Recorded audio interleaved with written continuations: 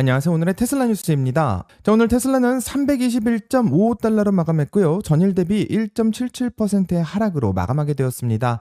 자, 스페이스X는 108.27달러로 마감했고 무려 13.61%의 급락을 하게 되었는데요. 재미있게도 오늘 하루는 테슬라를 정면으로 겨냥하고 있는 이야기가 두 곳에서 동시에 터지고 있습니다. 자, 웨이모와 엔비디아인데요. 이 두 회사 모두 테슬라의 카메라 하나만으로는 자율주행이 안 된다라는 메시지를 내놓고 있습니다. 자, 근데 정작 테슬라는 같은 날 유럽에서 FSD를 더 공격적으로 뿌리고 있고요. 이 웨이모와 엔비디아와의 경고와는 달리 한국에서는 테슬라가 6개월 연속 수입차 판매 1위까지 했다는 소식까지 나오고 있습니다. 자, 경고와 실적이 이렇게 반대로 갈리고 있는 상황인데 누구의 말이 맞는지 궁금할 수밖에 없고요. 오늘의 테슬라 뉴스는 이 부분을 다뤄보도록 하겠습니다. 자, 그럼 끝까지 함께 해주시길 바라고요. 출발할게요.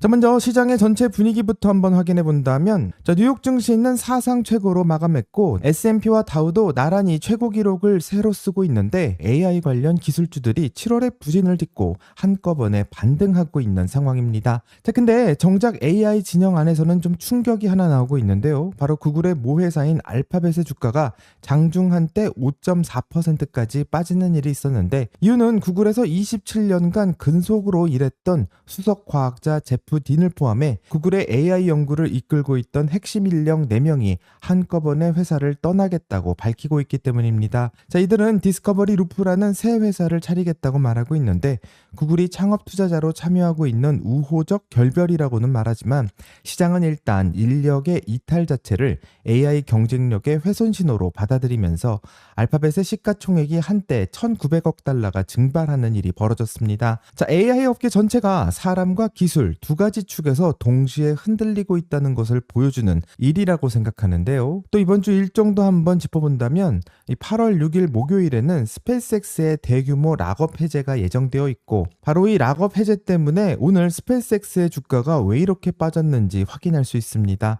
자, 스페이스X는 이 미국 시간으로 화요일 상장 후 첫 실적을 발표했는데 매출은 78억 1천만 달러로 시장의 예상치를 뛰어넘었고, 이 순손실도 예상보다 크게 줄었지만 이런 서프라이즈임에도 불구하고 정작 주가는 9.43% 올랐다. 시간외에서 7에서 8%까지 반납했고, 이후 벌어진 장에서는 13.61%가 급락하면서 어닝 이후 최악의 주가를 보여주고 있습니다. 자, 이유는 내일 풀리는 물량 때문이고, 이 9억 1,150만 주가 풀릴 예정인데 시가 기준으로 100조 원이 넘는 물량이 한꺼번에 거래가 가능해지게 되는데, 이건 상장 당시 유통되었던 물량의 143%에 달하는 규모이기 때문에 유통 비중 자체가 4.85%에서 11.76%로 2배 넘게 뛰는 것을 보여줄 것입니다. 아무리 실적이 좋다고 해도 이렇게 엄청난 공급이 쏟아지게 된다면 주가가 힘을 못 쓸 수밖에 없을 것 같은데요. 과연 락업이 해제되고 난 이후에 스페이스X의 주가가 다시 회복될 수 있을지 같이 한번 확인해 보겠습니다. 자, 그런데 스페이스X보다 어쩌면 테슬라 주주들에게 훨씬 더 중요할 수 있는 뉴스가 나오고 있는데요. 바로 테슬라의 자율주행 방식 그 자체를 정면으로 겨냥하고 있는 이야기입니다. 자, 그럼 어떤 이야기인지 지금부터 한번 확인해 보겠습니다. 미국의 YC 스타트업 스쿨 행사에서 웨이모의 공동 CEO인 드미트리 돌고프가 아주 직접적인 발언을 해 화제가 되고 있습니다. 자, 카메라만 쓰는 자율주행 방식은 초반에는 쉽게 치고 올라갈 수 있지만 어느 지점에 올라가면 안전곡선이 평평해진다라는 주장을 하는데요. 이 웨이모는 고해상도 카메라와 라이다, 레이더까지 섞고 있는 멀티모달 센서 체계를 고수하고 있고, 웨이모의 CEO인 돌고프는 이렇게 하는 이유에 대해서 카메라는 색과 해상도는 좋지만 강한 햇빛이나 완전한 어둠, 또 악천후에서는 약점을 드러낼 수밖에 없고, 또 라이다는 조명의 상태와 무관하게 3차원 구조를 직접 측정할 수 있는데, 여기에 레이더는 안개나 비, 눈 속에서도 도플러 방식으로 물체의 속도를 잴 수 있고, 이 세 가지가 겹쳐 있어야만 카메라 렌즈 하나가 할 수 없는 일을 이 세 가지 기능을 통해서 사고를 막을 수 있다는 논리를 내고 있습니다. 자, 돌고프가 예로 든 상황은 도로 위의 파편이나 이물질이 카메라 렌즈의 일부를 가리게 된다면 카메라만 사용하는 시스템은 그 방향의 정보를 통째로 잃어버릴 수 있다고 주장하는데요. 이 라이다나 레이더가 같은 방향을 겹쳐서 보고 있다면 최소한의 인식은 유지할 수 있다고 말하고, 웨이모 입장에서는 이런 겹침과 중복성이야말로 완전한 상업 서비스를 할 수 있는 최소의 조건이라고 주장합니다. 돌고프는 이런 카메라를 이용한 단순한 감지 방식은 이 초반에 급성장할 수는 있지만 초인간적인 안전을 노릴 수는 없다고 말하고요. 한마디로 카메라를 가지고 다음 수준으로 가려면 추가적으로 센서가 필요하다고 주장합니다. 실제로 웨이모와 테슬라 양쪽 모두 무인 좌율주행을 상업적으로 확장하는 단계에 들어서고 있는데, 이제부터는 어떤 기술이 더 좋냐로 싸울 게 아니라 실제로 사고율이 어느 정도인지 숫자를 통해서 판가름 날 수밖에 없기 때문에 확인을 해봐야 되는 문제라고 생각합니다.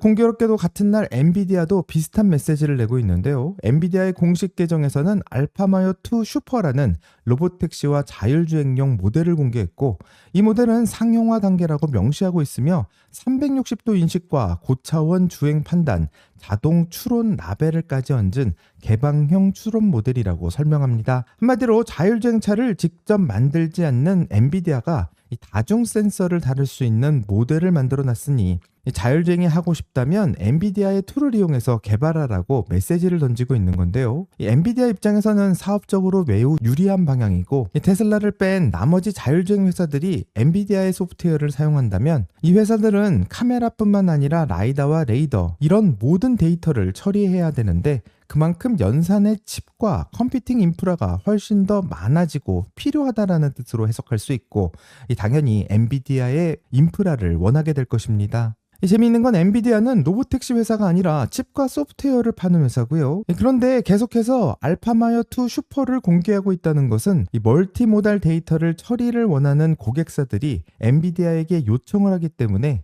그 요구에 맞춰서 개발을 하고 있다고 생각하는데, 이 엔비디아의 신제품이 공개되면서 또 웨이모에서 테슬라를 공격하고 있는 발언을 하고 있는 게 우연이라고 말할 수는 없다고 생각합니다. 테슬라는 이런 흐름과는 정반대의 길을 가고 있고요. 테슬라는 심지어 부착되어 있던 레이더를 완전히 걷어내고 카메라만으로 밀어붙이기로 결정했고, 사람이 눈과 뇌만으로 운전하는 것처럼 자율주행도 카메라와 신경망만으로 충분하다라는 논리를 내고 있습니다.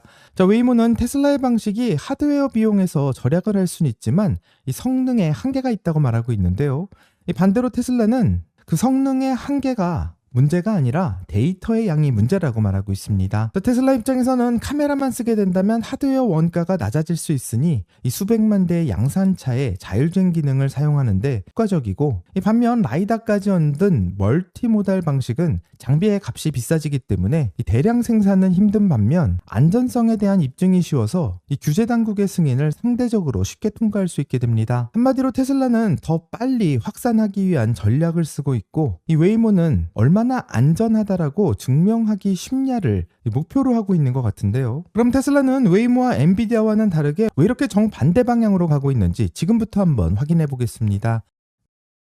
테슬라는 유럽의 오너들에게 FSD 슈퍼바이즈드 2개월 무료 체험을 대거 확산시키겠다고 발표하고 있습니다. 네덜란드의 한 오너는 4월 달에 이미 한 달 무료 체험을 받았다고 하는데, 이번에 다시 2개월치가 추가로 열리면서 3개월을 공짜로 FSD를 쓰고 있다고 밝혔습니다. 비슷한 체험은 덴마크에서도 확인되고 있는데, 네덜란드뿐만 아니라 유럽의 여러 나라에서 이 무료 체험 이벤트를 하고 있다는 것을 확인할 수 있습니다. 이게 왜 중요하냐면, 이 테슬라가 카메라만을 가지고 자율주행을 하는 것은 실제로 얼마나 많은 실제 도로의 데이터를 모으느냐의 싸움이기 때문에 이 무료 체험을 뿌리면 뿌릴수록 더 많은 차량이 도로 위에서 FSD를 작동시킬 수 있고, 그 데이터가 고스란히 테슬라의 신경망 학습에 쓰일 수 있게 됩니다. 지난 4월 네덜란드가 EU 국가 중 최초로 FSD 슈퍼바이즈드 현지 승인을 했고, RDW의 인증을 토대로 리투아니아와 에스토니아, 덴마크와 벨기에까지 네덜란드 인증을 받아들이고 있는데, 이 승인받은 나라가 늘어나면 늘어날수록 무료 체험을 뿌릴 수 있는 판이 넓어지고 있는 구조입니다. 그리고 테슬라가 공개한 유럽 안전 통계도 이 전략에 힘을 실어주고 있는데, 유럽에서 누적 6,500만 킬로미터를 달린 데이터를 기준으로 FSD가 사람보다 5.2배 더 안전하다라는 수치를 제시하고 있고, 이 테슬라 입장에서는 이미 실도로 데이터를 통해서 안전하다라는 것을 숫자로 증명하고 있다고 말하고 있습니다. 현재 2분기 실적에서 확인된 전 세계 FSD의 유료 구독자 수는 148만 명이라고 나와 있고, 한마디로 테슬라는 이 많은 유료 구독자를 이용해 이 규제가 완전히 열리기 전부터 데이터를 통해 승부를 보고 있다는 쪽에 가깝다고 할 수 있습니다. 현재 프랑스와 스웨덴이 이 테슬라의 FSD 승인을 안전을 위해서 거부하고 있지만 유럽연합의 집행위원회가 올 가을 승인 여부를 표결에 붙일 예정이라고 말하고 있으니 이 표결 전까지 최대한 많은 실주행 데이터와 우호적인 여론을 쌓아두겠다라는 테슬라의 움직임으로 해석할 수 있습니다. 자, 하지만 이 부정적인 생각도 한번 해볼 수 있는데요. 이 멀티모달만이 진짜로 가야 될 자율주행의 방식이라고 주장하는 사람들이 카메라만으로는 자율주행이 힘들다라고 결정을 해버린다면 지금 유럽에서 무료 체험으로 쌓고 있는 데이터가 이 정작 시장 개방으로 이어지지 못하는 상황도 배제할 수는 없고 유럽에서 많은 국가들과 자동차 회사들이 연결돼 있는 상황이기 때문에 과연 테슬라의 규제를 열어주게 될지는 조금 더 기다려봐야 될 거라 생각합니다. 오늘 한국에서 나오는 소식까지 보게 된다면 현재 테슬라의 상황을 볼 수 있는데요. 오늘 나온 수치를 보게 된다면 한국 수입 자동차협회는 이 7월 수입차 등록 통계에서 테슬라가 1237대를 등록하면서 전체 수입차 시장의 33.1%를 차지했다고 발표하고 있고 놀랍게도 6개월 연속 1위를 지키고 있는 상황입니다. 자, 베스트셀링 모델 1위부터 3위도 모델 Y 프리미엄, 모델 Y 프리미엄 롱레인지, 모델 3 프리미엄 롱레인지로 테슬라가 싹쓸이하고 있고요. 4위인 BYD는 정부 보조금 지급 대상에서 제외된 달임에도 불구하고 현재 높은 순위를 지키고 있지만 이 판매량은 전월 대비 38.8%가 줄었다라고 말합니다. 하지만 지금 팔리고 있는 차의 대부분은 중국에서 만들고 있는 상하이 기가팩토리 출신이고요. 여기서 생산된 차들은 감독형 FSD를 사용할 수가 없는 상황입니다. 현재는 모델 S와 모델 X 그리고 사이버 트럭과 미국산 구형 모델 3와 모델 Y 정도가 사용할 수 있는 상황인데요. 한국에서 가장 많이 팔리는 중국산 모델 Y와 모델 3는 유럽의 안전 기준이 적용되어 있기 때문에 유럽에서의 결정이 끝난 이후에나 국내에서도 허가가 될 거라 생각하게 됩니다. 한마디로 한국에서 6개월째 1위를 지키고 있는 차량의 대부분이 FSD를 쓸 수 없는 차량이라고 생각할 수 있는데 현재 테슬라가 한국에서 좋은 모습을 보이고 있는 이유는 이 가격과 상품성 그 자체라고 생각하고 그리고 앞으로 자율주행을 쓸 수 있을지도 모른다라는 기대가 이 안에 담겨 있다고 생각합니다. 하지만 많은 분들이 여기까지 이야기를 들으시면 웨이모와 엔비디아가 바보가 아닌데 이 두 회사가 카메라만으로는 안 된다라고 말하고 있으면 이 테슬라가 혼자 고집 부리는 게 아니냐 이렇게 생각할 수도 있고요. 또 현재 로보택시가 좀 늦어지고 있는 것을 본다면 카메라만으로는 안 되는 것을 일론 머스크가 우기는 거라고 생각할 수도 있습니다. 실제로 테슬라가 처음으로 레이더까지 걷어냈을 때도 지금과 똑같은 논쟁이 있었고요. 업계 대부분은 이 라이다가 없으면 안전을 입증하기가 어렵다라고 말했고 이 테슬라의 자율주행은 언제나 실패할 거다라는 주장이 많았습니다. 하지만 일론 머스크는 이에 대해서 이미 오래전에 결론을 내려놨는데요. 2021년 레이더를 걷어낼 때부터 이 X의 똑같은 논리를 반복해서 올리고 있고 그 요지는 굉장히 간단하게 정리할 수 있습니다. 한마디로 레이더나 라이다가 카메라와 다른 정보를 보고할 때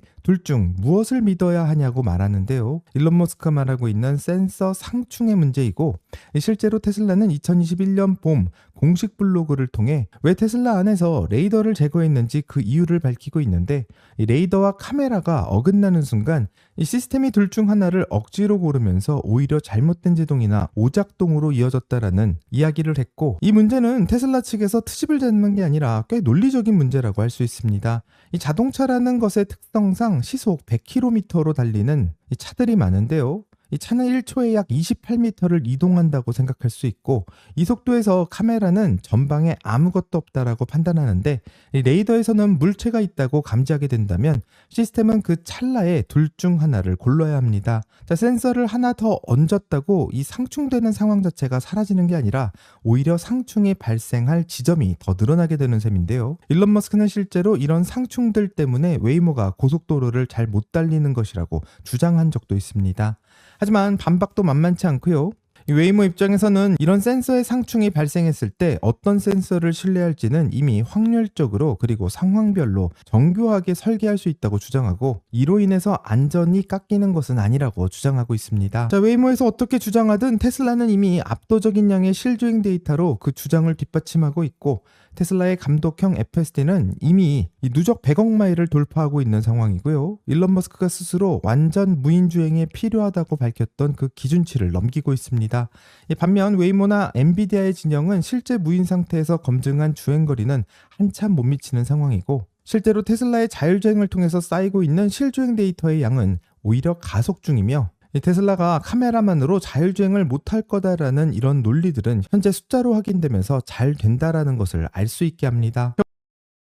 오늘 이야기를 정리하면 이 카메라만을 이용해서 자율주행을 하는 것이 맞는지 아니면 여러 개의 센서를 통해서 멀티모달을 만들어야 훨씬 더 안전한 것이 맞는지 이 테슬라 진영과 웨이모 진영의 논쟁을 볼 수 있었는데요. 이 라이다와 레이다를 모두 사용하고 있는 엔비디아와 웨이모가 이 목소리를 크게 높여서 말하고 있지만 실제로 테슬라의 자율주행만큼 안전하다라는 데이터를 보여주고는 있지 않기 때문에 두 기술 중 어떤 기술이 훨씬 더 안전한지는 결국 숫자를 확인해야 하는 것이 가장 중요하다고 생각합니다.